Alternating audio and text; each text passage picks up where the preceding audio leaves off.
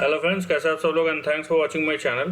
Friends, वैसे तो मैं निफ्टी और बैंक निफ्टी का वीकेंड में ही बनाता हूं, लेकिन जिस तरीके का मार्केट बना है यहाँ पे एंड मोस्ट ऑब्वियसली बहुत लोगों को ये भी शौक रहता है कि हम मार्केट के अगेंस्ट जाए, तो प्लीज़ ऐसा मत कीजिएगा, ठीक है। ये मैं आपको जितने भी रियल टाइम इंडेक्स फ्यूचर्स है उसका आपको लिस्ट बता रहा हूँ। करंट अभी मैं ये जब शाम को मैं ये रिकॉर्ड कर रहा हूँ तो इस समय आप देखिए निफ्टी का, बैंक निफ्टी तो क्लोज हो जाता है, लेकिन निफ्टी का आप देख लीजिए, उसके बाद डाउ जोन्स देख लीजिए, फिर ये यूएस के जितने हैं देख लीजिए। यहाँ पे यूरोप 2-3% डाउन है, यहाँ पे आपको दिखेगा। उसके बाद आपको जितने भी जर्मन के इंडेक्स हो गए, स्विस इंडेक्स हो गया, ऑस्ट्रेलियन इंडेक्स हो गया, सब आप देखिए 2-2% डाउन है। उसके बाद ये आ गया आपका एशियन इंडेक्स, यहाँ पे देखिए आप, चाहे निकाई आप देख लीजिए, हैंगसेंग देख लीजिए 3%। उसके चाइना के जितने भी इंडेक्सेस है 2-3% डाउन है, कॉस्पी का छोड़ के उतना अपने को है नहीं। और एक चीज़ आपको जो ग्रीन में दिखेगा, वो है एस.एन.पी का वोलेटिलिटी इंडेक्स। तो यहाँ पे बाज़ार गिरने के साथ अगर ये बढ़ते जा रहा है तो ये अच्छी बात नहीं है। और एक यहाँ पे सजेशन तो नहीं देता मैं, लेकिन रिक्वेस्ट ज़रूर है कि आपको बाज़ार समझ में नहीं आ रहा है तो आप तेज़ी मत कीजिए, भले ही आप होल्ड कर लीजिए, है ना, बाद में ख़रीद लीजिएगा। अभी बाज़ार में तेज़ी मत कीजिए। टाइड के अगेंस्ट जाने को कॉन्ट्रेरियन नहीं बोलते हैं। और आज आप समझ लीजिए कि आज तो पहला ही दिन था जो इतना ज़ोर से झटका लगा है, क्योंकि निफ्टी बाय डेफिनेशन सब अभी यही बोलेंगे कि 2020 से अभी तक कहाँ है। और यहाँ पे जो करेक्शंस दिख रहे हैं, करेक्शंस तो हुए है क्या, इतना बड़ा है जो चार्ट में दिख रहा है, ऑब्वियस सी बात है 10% का तो कभी नहीं हुआ और स्ट्रेच हो चुका है। और एक बात याद रखिए, आज आपको जो प्रोफेशनल ट्रेडर्स है वो बेच खरीद सकते हैं, तो या भी रिटेल ट्रेडर्स है, प्रोफेशनल ट्रेडर्स का तो छोड़िए, उनका एक सिस्टम होता है, लेकिन जो रिटेल ट्रेडर्स है वो आज भी बेच और ख़रीद सकते थे। तो मार्केट का रियल पैनिक तब आएगा जब आपको यहाँ पे आपका जो लिया हुआ शेयर है वो बिकेगा नहीं, अगर आपने गलती से बाई कर लिया है तो इस चीज़ का आप ध्यान रखिएगा। और नहीं हो रहा है ना, जो लॉन्ग टर्म पोर्टफोलियो बिल्डिंग करते हैं, जो उनके लिए जो overall over a period of time SIP करते हैं फंडामेंटल स्टॉक्स पे, that is a whole different thing. मैं यहाँ पे ऐसे स्टॉक पे जहाँ पे बहुत लोग मोमेंटम खेलना चाहते हैं, उन लोगों के लिए ख़ासकर ये है कि आपको अगर समझ में नहीं आता है तो प्लीज़ आप थोड़ा देर रुक जाइए, और अगर कर रहे हैं तो आपको पता होना चाहिए कि रिस्क क्या है उसमें।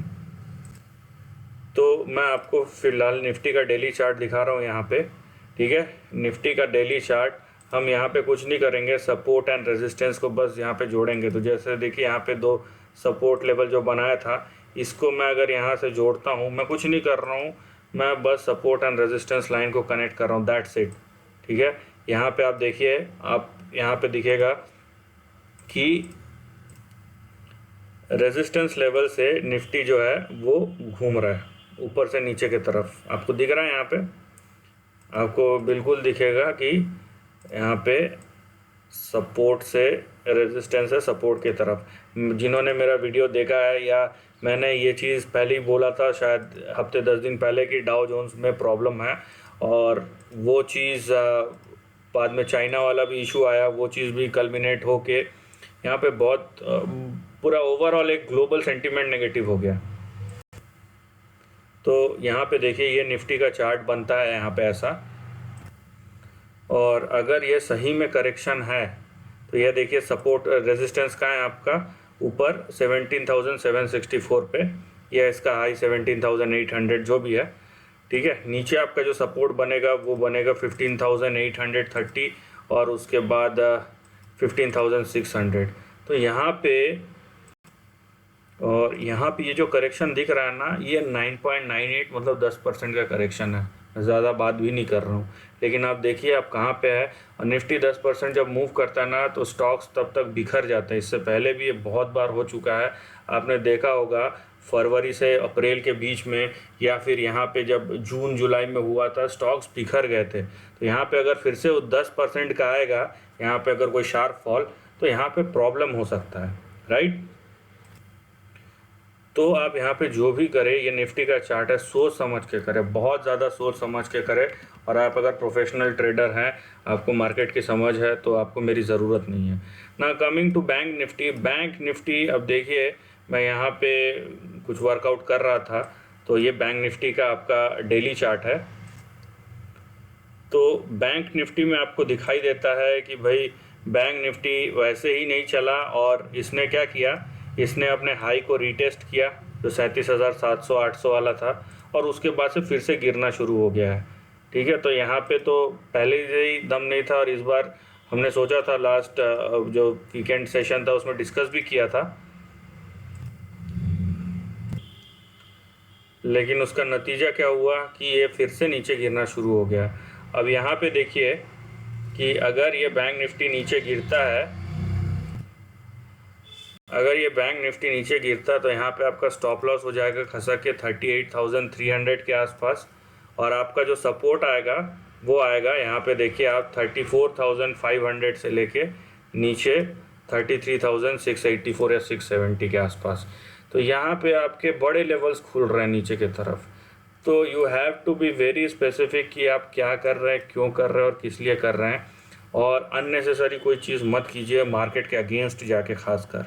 ठीक है, नहीं समझ में आ रहा है हट जाइए, समझ में आ रहा है क्या करना है तो उस हिसाब से अपना प्लान ऑफ एक्शन तैयार कीजिए। जो यहाँ पे आप लॉन्ग टर्म इन्वेस्टर हैं उनके लिए मैं बोला बिल्कुल अलग है, क्योंकि वो अगर अच्छे स्टॉक खरीदते हैं ऑन एन एवरेज थोड़ा करके 1-2 महीने में, तो जाहिर सी बात है उनका एवरेजिंग हो जाएगा, उनका पोर्टफोलियो सुधर जाएगा। लेकिन ऐसे लोग जो इस तरीके के स्टॉक्स खरीदते हैं जहाँ पे पहले से क्वेश्चन मार्क है, मोमेंटम पे चलता है, वहाँ पे बहुत बड़ा प्रॉब्लम हो सकता है, और वो प्रॉब्लम मेरे या आपके बताने से नहीं होगा, प्रॉब्लम ऑलरेडी शुरू हो चुका होगा। दूसरी बात, जो 2 बड़े मेन इवेंट है, एक जो अगर जिन्होंने मेरा कम्युनिटी पोस्ट देखा है, नहीं देखा है तो प्लीज़ देखिए, जहाँ पे मैंने चाइना के एवरग्रांड जो रियल एस्टेट कंपनी है, चाइना की सबसे बड़ी कंपनी, उसके बारे में पोस्ट डाला है। दूसरी बात है कि फेड का मीट, कुछ भी हॉकिश टोन आता है उसमें, कुछ भी आता है तो आप समझ लीजिए कि अभी ट्रेलर है और अगले हफ्ते वो और एक्सेंचुएट होगा। फ्राइडे को आप सोच नहीं सकते कि कहाँ जाएगा, क्योंकि थर्सडे को आ जाएगा। अगर मार्केट को पसंद नहीं आता है या कोई एक रोड मैप देता है कि हम ऐसा करने वाले हैं, तो आप समझ लीजिए कि एक बहुत बड़े करेक्शन के दहलीज पे शॉर्ट टर्म ही सही खड़े हुए हैं हम। तो ये सब चीज़ें आपको देखनी है, संभालनी है। आप अगर पेशेंट रखते हैं तो हमको फ़र्क नहीं पड़ता है कि भाई 10 रुपये ऊपर मिले या 10 रुपये नीचे मिले, 2% ऊपर मिले या नीचे मिले, क्योंकि हमें अगर बड़ा ट्रेंड देखना है ना, तो वो 10 रुपये का कोई मायने नहीं है। तो यहाँ पे आप जो भी कर रहे हैं सोच समझ के कीजिए। ट्रेंड बदल गया है, और उसके पीछे जब बोलते हैं ना सब कोई हाथ धो के पीछे पड़ जाए, तो अभी पूरी ग्लोबल इकोनॉमी पीछे पड़ी हुई है।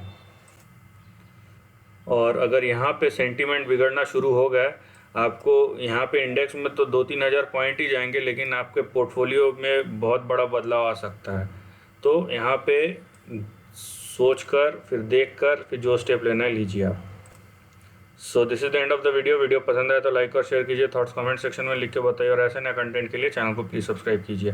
Lastly, take care of your family and friends.